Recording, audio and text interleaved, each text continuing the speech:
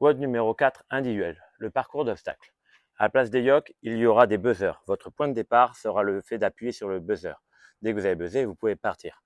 Premier obstacle, échelle de corde, grande échelle de corde. Vous traversez la corde entièrement de ce côté pour arriver de l'autre côté. Interdiction de toucher les deux bois sur la droite et sur la gauche. Le bois en haut, vous avez le droit de toucher. Une fois que vous avez traversé, vous redescendez ou vous laissez tomber comme bon vous semble. À cet endroit ici, il y aura deux cordes. Une corde à grimper par athlète. Je les ai enlevées par rapport à la météo. Vous partez en legless ou avec vos jambes comme vous le souhaitez. L'objectif est de venir toucher la poutre située en haut avec une des deux mains. À ce moment-là, vous pouvez redescendre. Obstacle suivant, le pont de singe. Il y a un seul standard, deux standards maximum. Le premier, c'est de passer par en dessous. Ensuite, le point de départ se fera obligatoirement avec les deux mains sur la première barre. Obligatoirement les deux mains sur la première barre. Et les deux mains ensuite sur la toute dernière barre. Ensuite, pour comment vous allez traverser au milieu, c'est vous qui le souhaitez, qui choisissez. Ça peut être tous les trois barreaux, tous les deux barreaux, deux mains par barreau, une main par barreau, comme vous le souhaitez. Je vous oblige juste à toucher avec les deux mains la première barre, entièrement agrippée, et entièrement agrippée sur la dernière barre.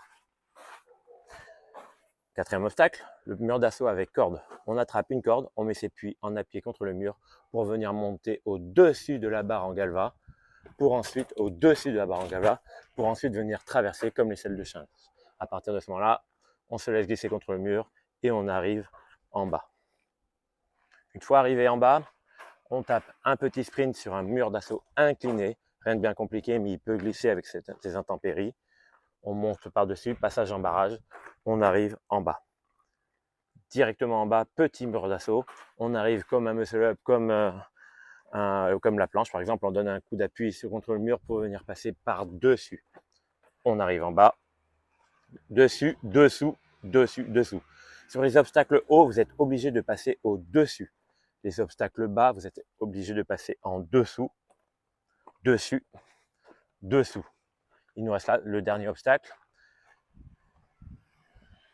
Il a l'air de rien, mais s'il glisse, s'il pleut, il va glisser fortement. Le point de départ est obligé avec les deux pieds au début du bois. Le point final est obligé avec les deux pieds au bout du bois, c'est-à-dire qu'il dépasse le bois du milieu. Vous avez vu comme ça peut bouger quand ça va venir glisser. Quand je dis les deux pieds, c'est-à-dire vous ne pouvez pas venir placer un pied là et venir sauter directement. Vous devez placer vos deux pieds. Ok, cool, j'ai validé avec mes deux pieds, je peux sauter. Et nous allons terminer par un sprint final pour retourner appuyer sur notre buzzer. La route sera dégagée à ce moment-là.